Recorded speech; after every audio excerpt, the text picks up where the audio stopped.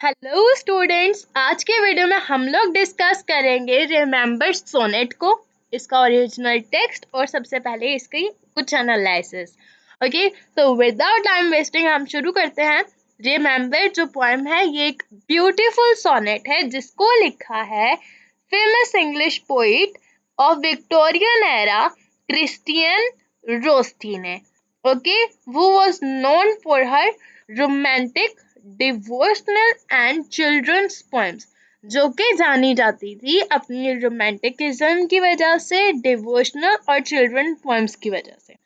Okay, ये तीन किस्म की पोएम्स लिखती थी और ये वाली इनकी जो पोएम है ये क्या है, ये रोमांटिक में आती है। ठीक है, okay, one of the most popular works में से है ये इनकी। ठीक है, this poem deals with the theme of love. ये लव की थीम को डील करती है, लव, डेथ एंड लॉस। इसकी तीन मेन थीम्स है इस पोएम की, लव, डेथ एंड लॉस।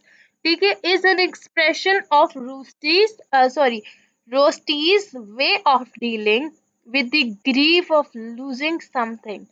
और ये एक्सप्रेस करती है कि जो हमारी जो राइटर है क्रिस्टियन रोस्टी, वो किस तरह डील करती हैं किसी गम को, जो मतलब अगर कोई हमारी जिंदगी से चला जाता है तो उसका जो गम है उसको किस तरह डील करती है, उस एक्सप्रेशन को, उस फीलिंग को वो अपनी इस पोएम में बताती है। ठीक है, यू हेल्ड वेरी क्लोज, जिससे आप बहुत ज्यादा करीब होते हैं, आपके दिल के जो बहुत ज्यादा करीब होता है। ठीक है, this poem was written in 1849। ये पोएम लिखी गई थी 1849 में, पर इसको पब्लिश इन 1849 में लिखी गई थी जब हमारी जो राइटर हैं वो 19 ईयर ओल्ड थी, लेकिन इसको पब्लिश बहुत ही ज़्यादा लेट किया गया 1862 में, जो कि बहुत ही इम्पोर्टेंट थिंग है, आप लोगों ने इसको याद रखना है।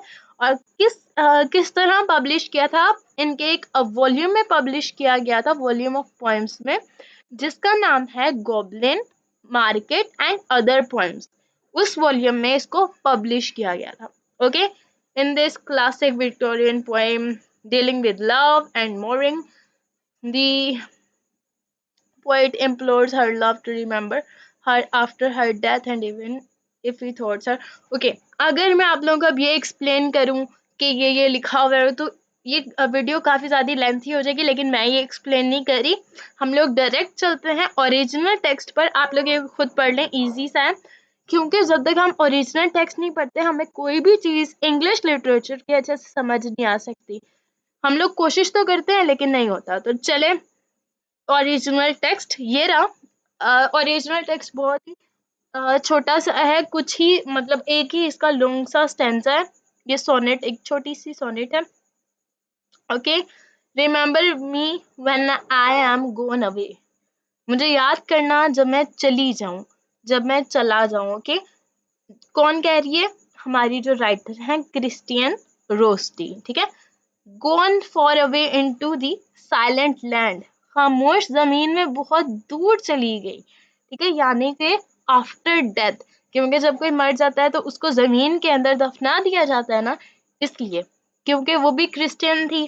ठीक है, क्रिश्चियंस में भी यही होता है। ठीक है, when you can no more hold me by the hand, जब तुम मेरा हाथ नहीं पकड़ सकते। ठीक है, nor I have turn to go your turning stay, ना ही मैं आधे जाने के लिए मुड़ता हूँ, फिर भी क़याम का रुख करता हूँ।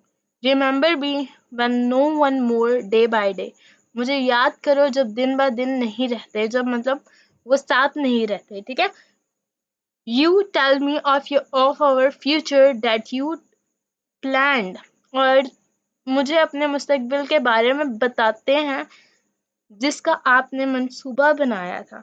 यानी कि अब यहाँ पर वो ये कह रही है कि तुमने मुझे अपने फ्यूचर के बारे में बताया था जो कि हमने साथ मिलकर प्लान किया था। ठीक है, क्योंकि ये वाली जो पोएम है वो इनने एक इसकी थीम क्या है, लव, दूसरी डेथ, तीसरी लॉस। तो पहली कुछ लाइन से उसमें वो डेथ का जिक्र कर रही है, अब यहाँ पर वो लव का जिक्र कर रही है। Only remember me, you understand, सिर्फ मुझे याद रखना, तुम समझते हो। ठीक है, नेक्स्ट क्या है, it will be late to console then और प्रे। तब मशवरा करने या दुआ करने में देर हो जाएगी, क्योंकि अब वहाँ पर दुआ अगर वो करेगा तो उसका रिप्लाई तो लेट आता है ना। अब वो मशवरा तो कर नहीं सकता क्योंकि उसकी डेथ हो गई है।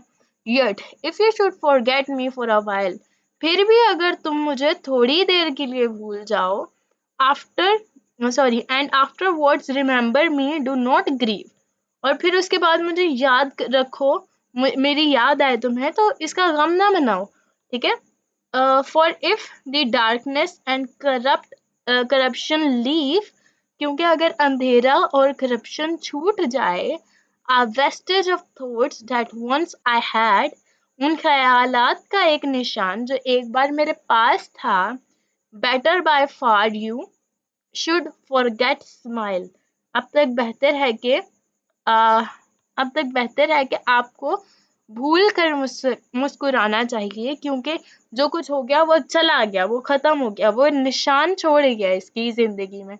लेकिन अब तुम्हें उन सबको भूलकर मुस्कुराना चाहिए, ठीक है। Then that you should remember and be sad, इससे ज्यादा कि तुम याद करो और गमगीन रहो। तो यही थी एक छोटी सी पोएम इनकी, जो कि आप लोगों को समझ आ गई होगी ओरिजिनल टेक्स्ट इसका। जब तक ओरिजिनल टेक्स्ट सॉरी आप लोगों को समझ में आ गया होगा। Thank you so much for watching this video. अगर आप लोगों ने देखी है और चैनल को सब्सक्राइब करो, वीडियो को लाइक करो, अगर कोई भी प्रॉब्लम है बेटा तो कमेंट ज़रूर करो, और अगर वीडियो अच्छी लगी है तो लाइक करो। Thank you so much for watching this video.